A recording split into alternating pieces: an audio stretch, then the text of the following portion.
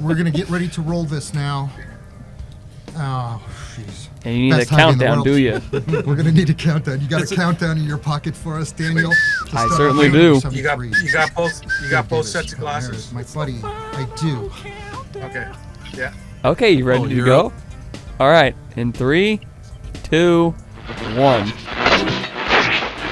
This is show number 73 tonight, guys, and we're going to try something a little bit different. Tonight's going to be a little unscripted. We've still got a lot of great models on the table, but we've got a lot of guests on the computer screen and sitting around the table tonight.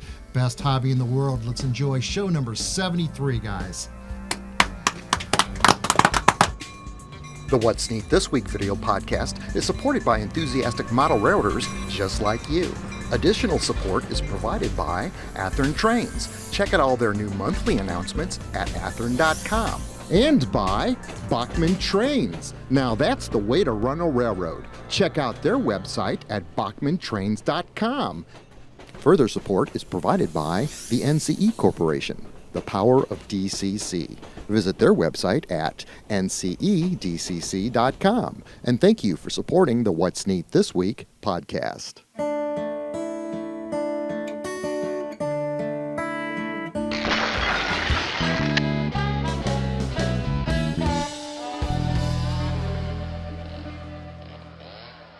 This is the What's Neat This Week podcast, number 73 for April 20th, 2019. And tonight we've got not only a table full, but we've got Lionel Strang with his posse of model railroaders along with him through some new technology that we're going to talk about tonight. This is a pretty exciting way to create a show with a lot of personalities at one time.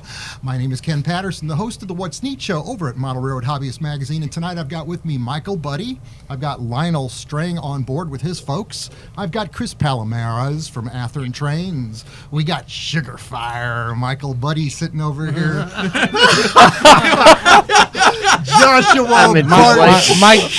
Sugar Mike Buddies, no waiting. We got Sugar Fire, and we love you, buddy. And I got Dave Davis sitting on the end over there, rock and roll. How about that, Mike? Okay. All right. Now you got Great to be here. All right, Lionel Strang, take it on with who you have on screen with you over there. Okay, in the yellow shirt, I have a fella named Jordan Kramer all the way from Cincinnati, Ohio. Okay. And he models an N scale, and he can also play William Overture by snapping his fingers. Wow. I have Joe Cummings in a Boston Bruins shirt. They lost last night. Sorry, Joe. Sorry, Joe. He models an N scale and can do the wave. He can make his stomach do the wave. When he wants to. I have Ralph Renzetti all the way from Toronto, and he's an expert weathering guy, and he has a Facebook page called A Taste of Yesterday. Is that right, or it's a touch of yesterday? Touch of yesterday. Hey, Ralphie boy. Hey, Ralph Renzetti, Ralphie boy. We call him Ralphie boy. And then I have Mike Ostertag, all the way from Green Bay, Wisconsin. Okay. This is amazing. Spoon. Mike, Mr. Budde, you interrupted me. That's all right. It's not okay. I was going to do my favorite thing. I'm going to start again. Okay. I have Mike Ostertag all the way from Green Bay, Wisconsin. Yes. Home of the frozen tundra of Lambeau Field. And Mike is a locomotive engineer for the Canadian National Railway in Madison, Wisconsin. All right. No, you're kidding. No. Shut the front door. Oh. Where is it? That's why Lionel's here tonight. Manitowoc. Okay. Just short of Green Bay. Which is on Lake Michigan. And he can also recite the alphabet backwards in both Spanish and Cantonese. And finally, I have Adam Pinales all the way from just south of Provo, Utah. And is it Provo, Utah? No. Provo, Utah. Mapleton, Utah. Mapleton, Utah, and he is a conductor, an Amtrak conductor on the California Zephyr out of Salt Lake City into Grand Junction, and that's where he is right now. He's in Grand Junction, Ohio, and he models an Grand Junction, Ohio. It's a Barton Railway, Grand Junction, Colorado. And then Lionel have you know how much I'm being paid nothing to do this? It's ridiculous. And it's showing great. And the check is in the mail. And it's the best hobby in the world, and it's a happy He also show.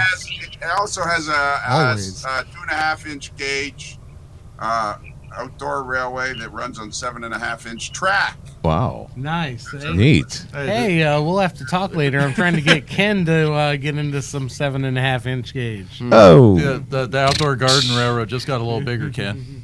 Wow. Yeah, there you go. So Well, that's I great. got one of those too. Yeah, garden railway too. Yeah. Hey, we look forward to seeing it. Yeah. Now, Chris, you wanted to have kind of a discussion tonight. We've got a good panel where we could have a discussion where you could throw out a question about the hobby, and we've got a lot of different opinions that we could throw in here because this is one show that's not actually scripted tonight. We knew with Lionel and all the friends on that he's got that we could actually have a good conversation, like a town hall for all intentional purposes. But you wanted to talk about, I think, helixes You mean the tonight? other shows? No, You mean the no. other shows are scripted? The others are scripted. No, not quite. Actually, on Trackside Scenery on YouTube, I don't know if you guys saw it. He just posted like 2 weeks ago a pretty interesting video about how he constructed a helix from gator foam, and that was pretty much it. I was just wondering, trying to take some of the burden out of bench work. What are your thoughts on, simplifying bench work a little bit and going with like gator foam and tables and, just trying to get to the point where guys can come into the hobby, use like a box cutter and just put something together and get going with like some quick scenery and, Just like what kids put together here. Gator foam is paper on either side. You Yep. want gator board, which Or has gator boat wood board. fiber on either side. Yeah, Okay, I yeah. think that's what he There was you go. using. Yeah. Okay. Thank you. Now, that's very lightweight, but it's very strong. Have you used that before, Ralph? I have. I use it to do the fascia or the valance along the top of my railroad. That sounds Only because it's Interesting, light. yes. I'm hanging it from steel studs from the ceiling. Really? yes. Yeah. Well, there's a lot of different things that you can do with it. It's a pretty flexible material. You can also use it for streets and things like that. I mean, Yep. whatever you can kind of like visualize in your mind's eye. I mean, And where do you get this Where do you get this board at? gator board? Oh, so this is something you could Google. You could just type the words in. We'd find it pretty easily on the internet. Yeah. I mean, it could be laser cut. I mean, granted, we all don't have like laser cutters in everybody's garage yet. But, Not yet.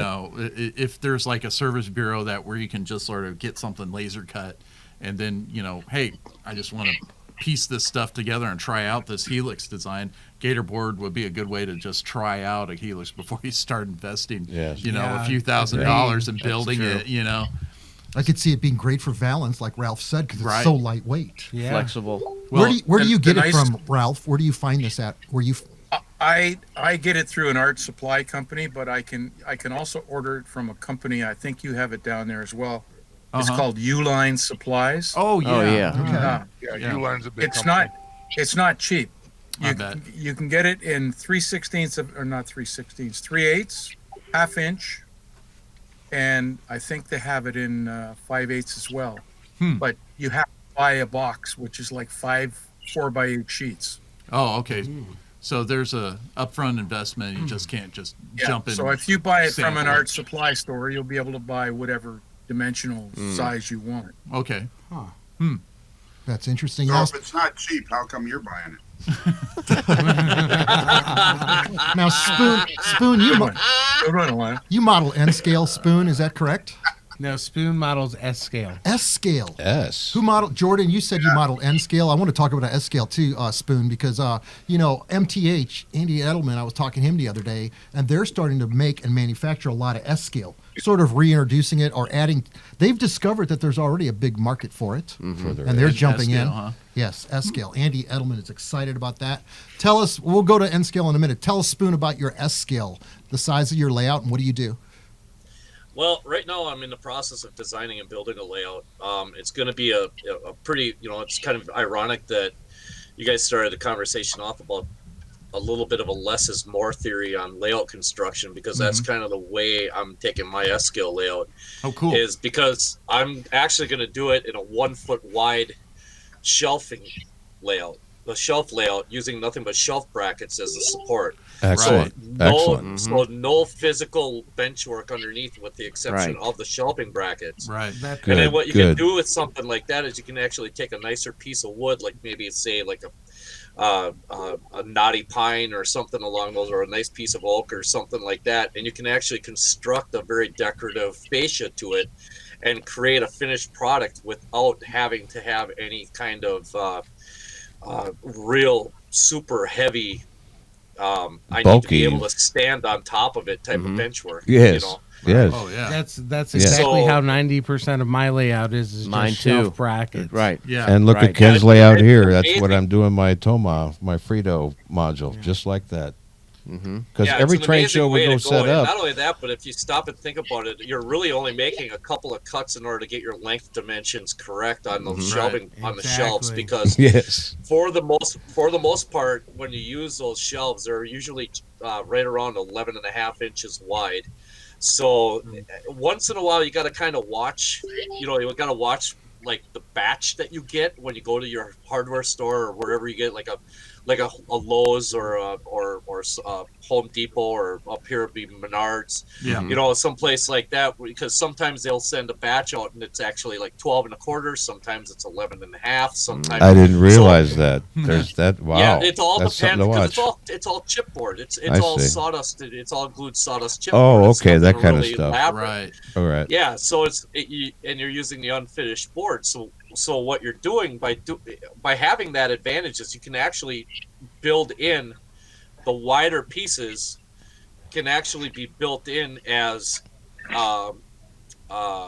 extensions to your bench work or to your tabletop, without actually having to go ahead and make a physical addition to it. It's very versatile. It's really, really kind of, and it's cheap, not to jump on the inexpensive bandwagon right away and think that everybody needs to do something on the cheap, but you can get an 8-foot board for like $10. Right. Yeah. It's just undecorated shelving, and that's it. But the one thing you got to be careful of is you do not want to get the bullnose shelving, and that's the stuff that's got the rounded, rounded front on one side, because then you kind of run into some other issues then, and that's kind of defeats the purpose of what you're trying to accomplish. I think you've described the way a lot of people are starting to build their layouts now. When I originally moved out of my childhood home onto my own bachelor pad, living on my own, I started building a shelf layout, and that first shelf layout was built out of rainbow guttering. And what I focused primarily on was hand-laid track and a lot of scratch-built wooden buildings, which I took outside and photographed and had a lot of fun with this. Sure. But the entire design of the layout down here is exactly what Spoon had just described, whereas you've got beautiful fascia, the modules are made out of foam. There is no 1x4 girder benchwork anymore. We just don't do that. We build table surfaces where we can just put the new foam dioramas in their place, switch them out, and change the entire layout's theme in a matter of just a few weeks instead of a 6-month building process. Yep. So not only that, Ken, but one of the other things is I'm not using a traditional adhesive either. I'm actually using double-sided carpet tape in order to hold down my foam. Oh, cool. Because number one, you don't have to worry about waste. You don't have to worry about having a lot or using too much of a material and getting stuff all over the place and making a mess. You just roll out what you want, cut it off, put it down, take the top off, ingenious. set the foam on top. That is boom. ingenious. That Sounds is an good. excellent idea. Yeah. Done. Well, And then Double-sided if you ever carpet tape. If you ever want to change the seam, like you just said, you can just actually get underneath there with like a spatula. Spatula or something like that. A spatula. I don't know. You could take a whatever to it if you wanted to. Right. Or flipping flapjacks, Yeah, there you go. A scraper, a spatula. Yeah, and then flip it over. And then once it's done, you want to get it over, flip it over, so that you can do it. That's how we used to shim out homicide on the Midwest Valley Modelers layout. We had to shim the dips out of homicide as it would sink. We used quarters. So if anybody ever lifts up that layout Pennies. top, there's lots of pennies and quarters under the benchwork to shim it. Go ahead, Chris. You were going to say? No, I'm just. My thought is like we need to think about ways to get just new layout materials out there so we can, and even just processes and designs that don't eat up all your time building the benchwork. You want to build the scenery and actually run a train. Who'd have thought? You know? I know, how about that? But no, his point was so great. We don't have to stand on it and do all these things with it. We're being as delicate now. This leaves us room to make the covers that we need to protect the trees and all these things. And so now it's even more lightweight and more doable. So, yeah, boy, it's really coming along. I'm glad I came tonight. That is an excellent tip with the double-sided How tape. about that? Now, did you say Jordan models N Can we scale? just back up? Can we just back up a little bit here, boys? Uh-oh.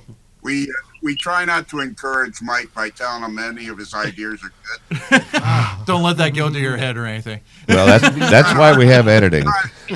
Yeah, he's kind of hard to deal with for a week or so after that. So we just nod. Even if you like the idea, just kind of nod. Just stoic. Okay. And also, can we talk a little bit more about Ken's bachelor pad?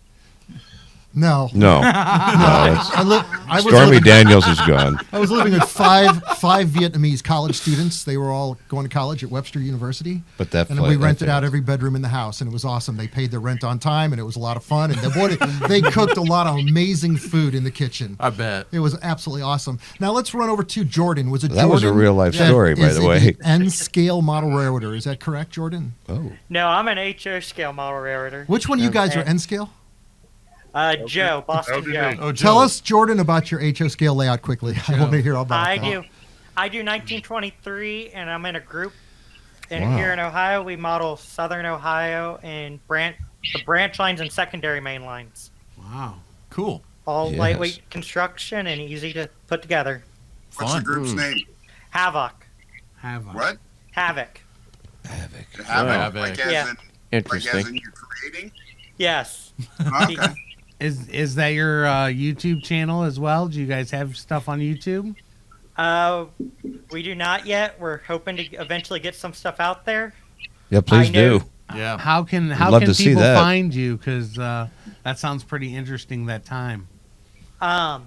DCC Trains here in Cincinnati actually did a video of our layout because they were one of our sponsors for the first show we did. Very nice. That is neat. No, we don't even have that yet. We're still working on that. Okay, we'll We have do. to go harass Rob Gruber or something. 23, for God's sakes. That was like that What was that? Krapinski guy that did the early Civil War stuff and things in Rail Model Yeah, Journal. Bernie Kabinski. Oh, yes, Bernard. yeah. Oh, He did some yeah. neat old stuff like Right. that. This is fascinating. It reminds me of Hollywood squares. Yeah, except Circle we, takes the square. What kind of technology are we There's no using, Paul Lynde. Lionel, in order Yeah. to do this? I What, get to be Paul Lynn. Nipsey Russell. what is the name of this service? okay, who's Rodney Dangerfield? I know. What's the name of the service? You don't get no respect. Right. What do you want to know the name of this technology? Yeah, tell us, the viewers out there, what we're using. We're not using Skype tonight. We're using something else. We're not using Skype here on the Modeler's Life podcast, which you haven't mentioned yet. Although I do like Mike Buddy's T-shirt. That's Show a- that T-shirt, Mike. That's A Modeler's Live. Modeler's Life Look at that. podcast. The best audio podcast about model railroading in the world. Okay. Right. Agreed. We use something called Appear.in. I don't know why it's called that, but it's Appear, the word Appear, APPEAR.in. This would be And it's a company, I fantastic. believe, in Scandinavia, maybe even out of Sweden. Ralph, you know that, don't you? Skype didn't work as well as this does, and it's very good audio. This is And- working great. Yeah. Yeah, and you can have I pay $9.99 a month, and you can have up to 12 people at a time on it via video. Very And interesting. we Wow. do that quite often this way. And Actually, I'll correct you on that. Since you're the owner of that account or the AML account, you can have 12 people in without you, and you can come in as the 13th. Oh, lucky. Yeah, well, let's don't jinx it. Yeah. Right. It's working great. go ahead. Go ahead. Appear- Green Bay. Appear.in is based out of Oslo, Norway, and it's they are Oh, he looked it up. they have a team of 18 people that basically oversee the main basis of everything, and they also have other team members located all over the globe. It says so. But their main base of operation is out of Oslo, Norway. Interesting. Cool. Good to know. It's 24 hours support. So you but it's can't not do a in row. clinic with it, right? They have great sardines in Norway. So no clinics can be done like that, right? Yes, you can. I Perfect. presented my weathering clinic to the NMRA convention in Australia using this system. Perfect. Yeah, I actually was the guest speaker at the convention in Australia. Great. They use this system, and I just talked to everybody and was wildly entertaining. I was the best after dinner speaker they'd ever had in the history of the NMRA in Australia. So you're making it great again, right? Oh, yeah, I was making Australia Australia great great again. Yeah. You are. Hey, now what's wrong with that? He is. That's awesome. Now let's hear. I want to hear the Iron Cheese Curtain guy. Well, we want to hear Joe's N-scale stuff. Yeah. Can we talk That's about him. That's him. Joe, talk to us about how much you like N-scale. Tell us about your passion for trains, brother. Oh, dude, I love N scale. I model New England roads in the 50s. Boston and Maine Central, the Bangor and Aroostook. Yeah. Got a little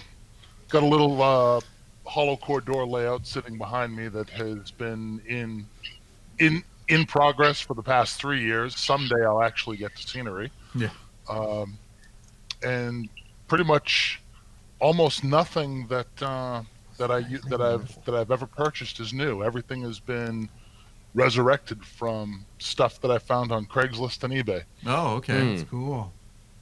That is cool. That's Scavenger awesome. hunt model railroading. Not that I'm against buying anything new. I just haven't found anything new that I want. Got The it. only So thing all his stuff goes full blast in reverse, but won't go forward. No, we don't do that. We don't do that anymore. So what do you model in what era? What do you do? 50s. He's 50s? Yeah, the sort of the 50s. late transition era. So 50s. Late I don't have transition. any steam on my road, but Okay. there will be some steam at some point. It's all first gen diesels. Wow. Cool. Well, there's plenty of models out for that. That's interesting. Yes, it is. The This thing is I need gonna to be tell a you, very Ken, is that the rest of us are actually really boring. The guy you want to talk to is Adam Pinales out of Utah because Yeah. the Amtrak conductor, 7.5-inch gauge. So 7.5 So, gauge. What is this? This This is sounds big. interesting. Talk to us about the big gauge. Yeah. Tell them about your live steam. So the live steam is, it's a little bit of water, a fire inside the boiler, and it puffs my fat can all around my yard. How about that? What are you using to power it? Steam. Steam. No, That's no, what no. it is, just water. Coal, That's it. coal or Coal. oil or Coal, wood, what? Come on, Propane? tell 'em Propane? about you're building a K37, aren't you? No, I've got a few locomotives in construction right now. I've got the one that's furthest ahead right now is a 2.5-inch scale narrow gauge K27. It's the same as what Bachmann produced in their 1 to 20 line, and one of the more famous locomotives in the narrow gauge world. There's only two in existence, one down on the Cats, the Cummings and Toltec, and then one up at where is it, Flint, the Huckleberry Railroad. Full size anyway, but as far as what I'm building, I've got one of those going.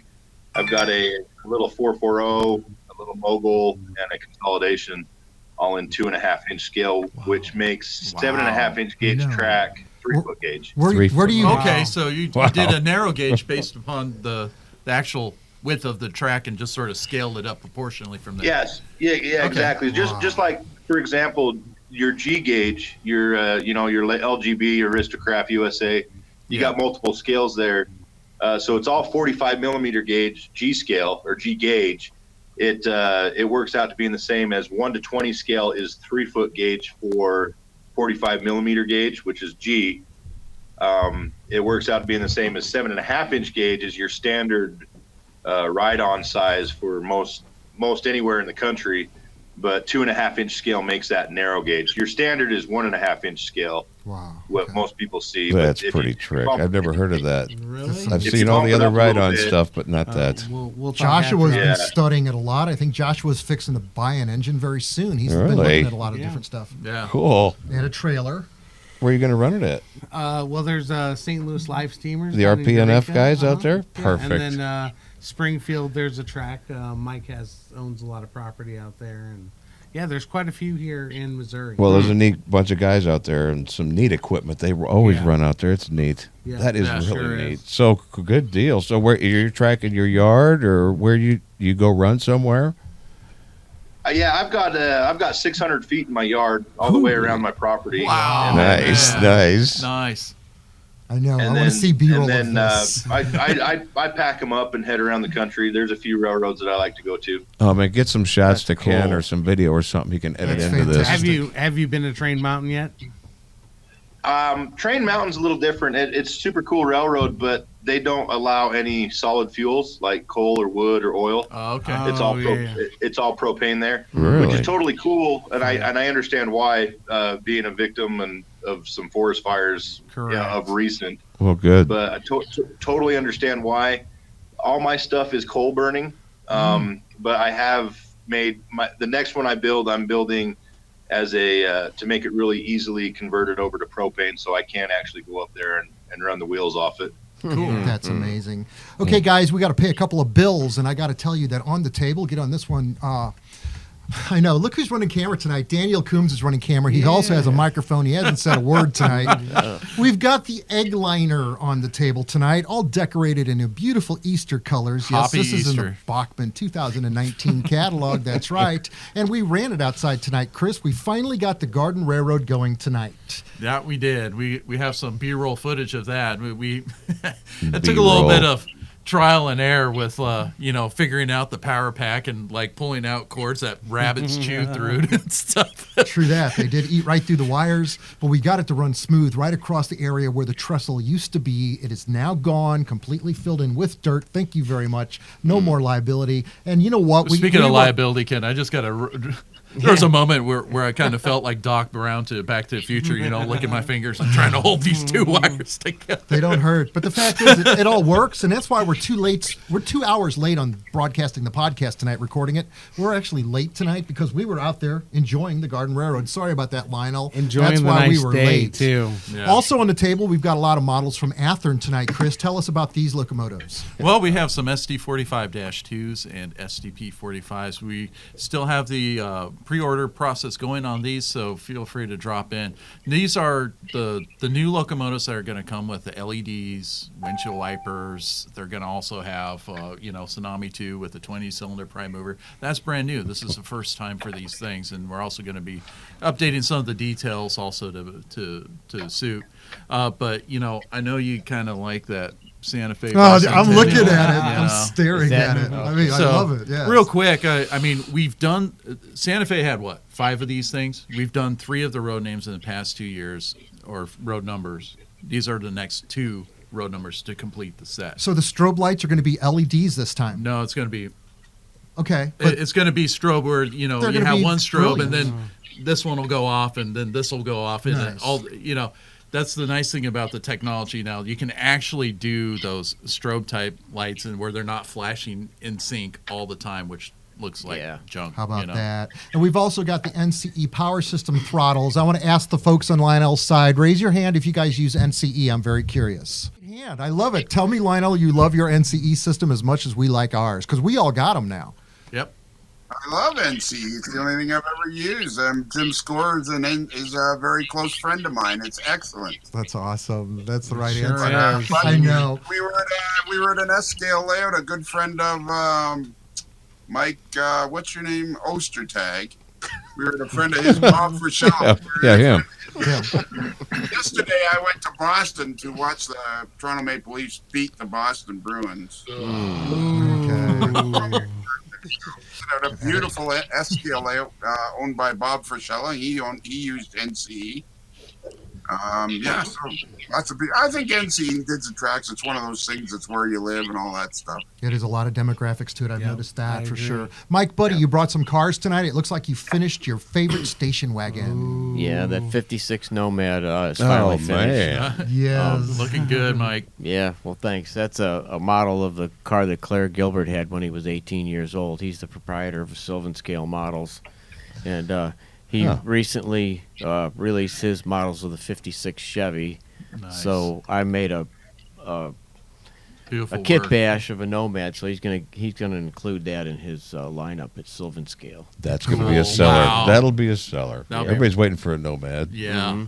So that's awesome. Very fun. This is the best hobby in the world. And I tell you what, tomorrow's Easter, guys. So happy Easter to y'all. By the time you see this, it'll be Monday and it'll be over. But the egg hunts, rock and roll. Yeah. And the egg liner right here on the table, guys. Is there Well, hey. anything else we're going to cover locally at the table before we leave tonight? Don't forget Well, Dave I'd like Davis. to bring up Mark Twain. You know, I was just in there this afternoon picking up my Mark Atherton Twain Hobby wheels. Shop, okay. Yeah. And you know, it's like going to somebody's layout. You can't see everything. They've stocked so much. It's amazing, all the scenery stuff. But all I have this week is a little update on the track, and the switch has been redone underneath with 3-4 different brands of ties and frog and points, and the switch stand actually operates. It's a scale All size. scratch built. That's all scratch built. The little stretch of rail here is actually code 55. It's for a siding. Those ties are all real wood chipped out of a piece of railroad scrap sitting alongside the track. Real Is that ties. casting there, Dave? No, those aren't casted.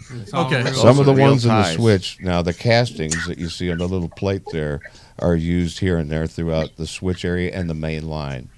But Man. none of it's used on the siding. That's all going to be the wood ties, so the colors there. The closer you get to them, the better they look. It was amazing when Chris started me out on this. About a year ago, Right. just trying to split up the even look on the flex track. Right. It led into that and other things. And I'll talk with Kenny That's about this awesome. later. But there's so much going on. But yeah, I just was happy to pick up all my new wheels for some cars I got. And yeah, it's nice to go into a hobby shop that has a lot of stuff that I needed. And I'm a Yeah. scratch builder, so. All right. But Before thanks. Talk to before you we later. go run some trains, Chris Palomarez wants to say something, and he's going to close out the show for us after that. Well, thanks for all the pressure there, but thank you for mentioning Mark Twain. We're going to be at Mark Twain's over at their Customer Appreciation Day on May 18th. We're also going to be over at Lombard this next weekend. So by the time you see that, you're going to see Nice. us starting to promote our presence over at Lombard Hobbies. Today, that's why I'm here. I was over at Redboard Hobbies in Belleville, Illinois, and we had a great time just engaging everybody and talking trains. So you're going to see some B-roll on that here too. I just want to say one thing. If you're going to start buying stuff, always go to your hobby shop dealer and say, hey, if I buy 12 of this, could I get a little break on it? No. And when you do those things, you can. And they don't have to take a big hit, and now you don't have to go mail order. There you go. It's Right. it's a nice way to keep your shop alive. Yeah, Right. support All right, your go local Lion. retailer. That's You important. have to, and they appreciate it. That's awesome, guys. We're going to close this one out. We're at 30, almost 34 minutes. Best hobby in the world. We're going to go outside on the Garden Railroad and run some trains tonight. Let's run some Right. trains. Guys, I thank know you, I'm Lionel, gonna. everybody out there. Let's all give a good round of applause and close Thanks, out Lionel, number and everybody that showed up. 73. Right. Everything's so Number interesting. 73, guys.